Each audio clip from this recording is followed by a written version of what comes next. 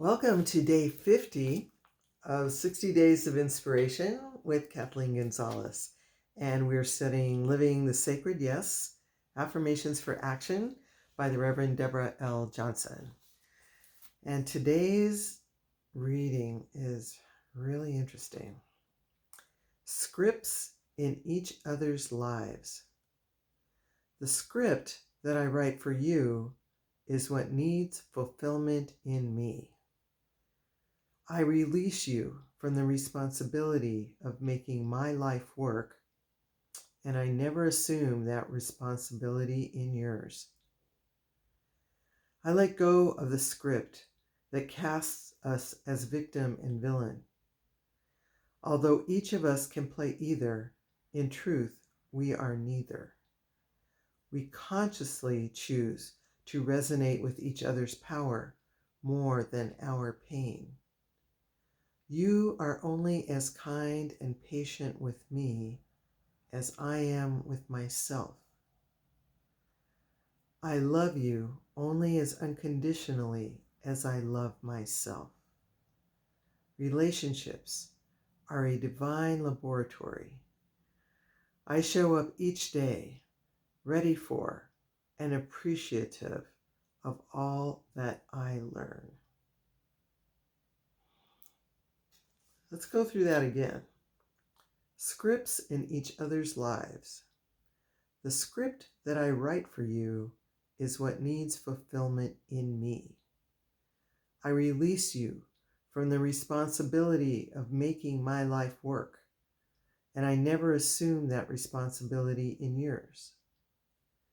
I let go of the script that casts us as victim and villain.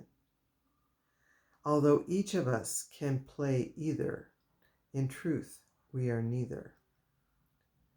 We consciously choose to resonate with each other's power more than our pain. You are only as kind and patient with me as I am with myself. I love you only as unconditionally as I love myself. Relationships are a divine laboratory. I show up each day ready for and appreciative of all that I learn. Whew. Okay. The script that I write for you is what needs fulfillment in me.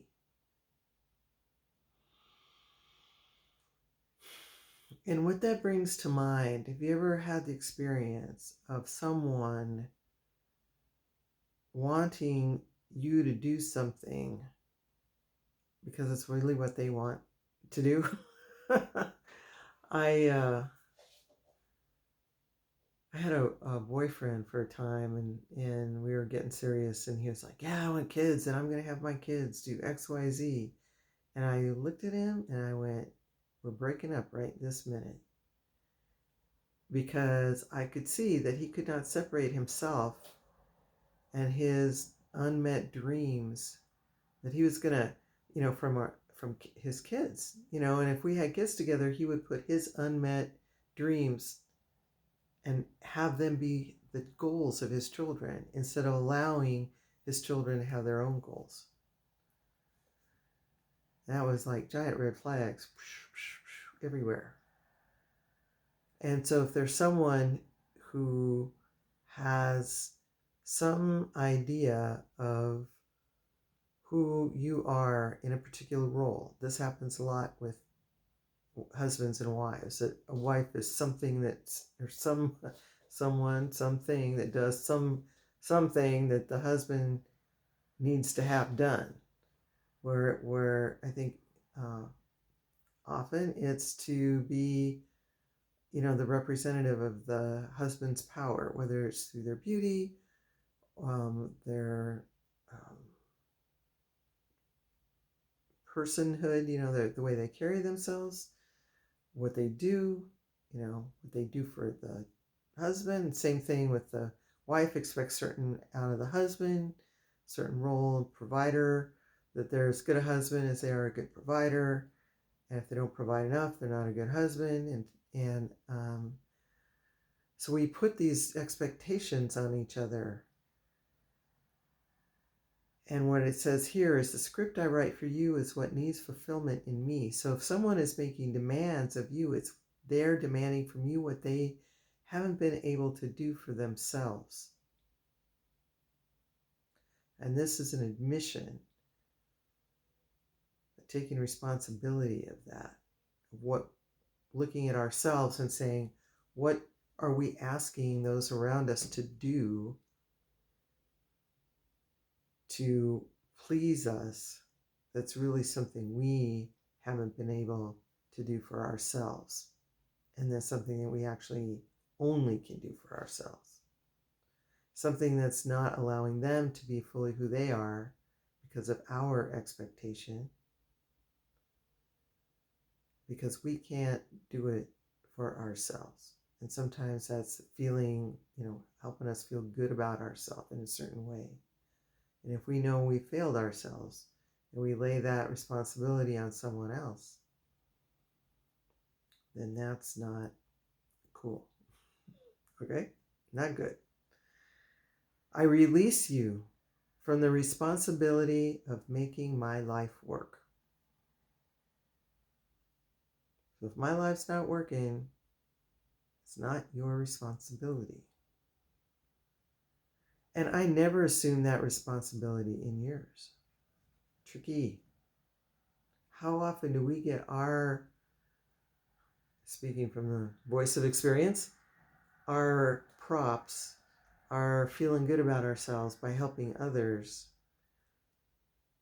And there is a level of service, of humility and selflessness that does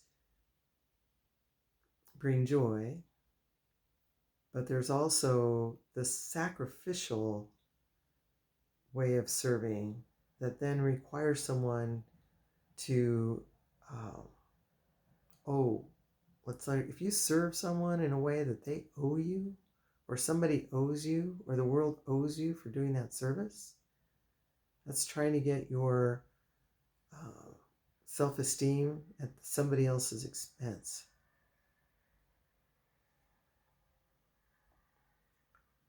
I let go of the script that casts us as victim and villain. So you notice in that scenario, there's a victim and a villain.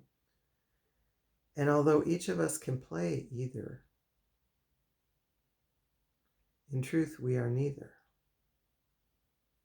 In truth, we're empowered beings. There's no need to play the victim. There's no need to play the villain. Although each of us can play either, in truth, we are neither. We consciously choose to resonate with each other's power more than our own pain.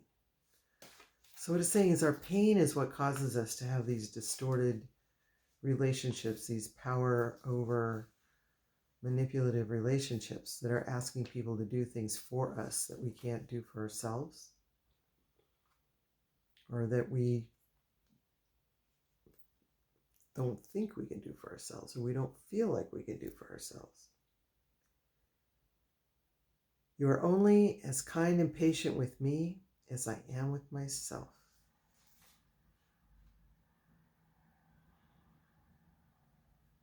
And I think I said yesterday that whenever I see somebody who's really judgmental, I kind of take a stop and take a breath and think, oh my God, they do this inside to themselves, even worse. And so that almost every judgment is a cry of pain for the judgment that, the self-judgment that's going on underneath it. So you are only as kind and patient with me as I am with myself. So there's a limit of what I can receive in terms of kindness. There's a limit in what I can receive in terms of patience. And that limit is the limit I have with myself. And I can't receive anything more from other people than I can allow myself to give to myself. I love you only as unconditionally as I love myself. I can't go past that. These are those limits, these upper limits that we come across. Like, how much can I love you? I can only love you as much as I allow me to love myself.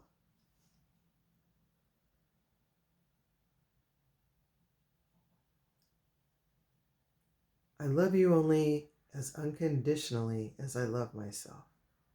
Unconditionally, that's the key. Somebody will say, I love you more than I love myself. But that's not unconditional. That's conditional. That means that if I love you more than I love myself, then I expect you to do something for me in return. But the unconditional love, which is I just love you, it doesn't matter if you acknowledge it, if you accept it, if you reject it, it doesn't matter. Only that much unconditional love as I can receive myself can I give out. Relationships are a divine laboratory. And this is true. Boy, it's going to bring up your stuff, right? We find out how much we can love ourselves when we get in a relationship.